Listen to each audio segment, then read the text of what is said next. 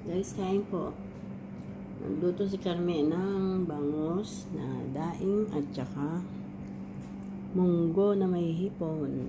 Yan ang aming pananghalian ngayon.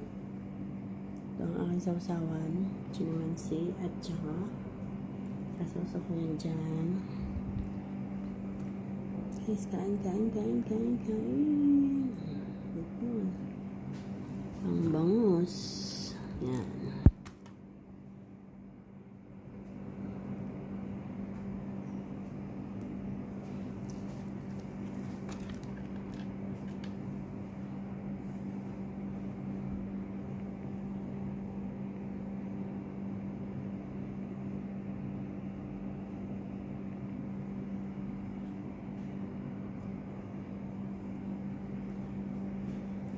Sarap na naman kumain nito, guys.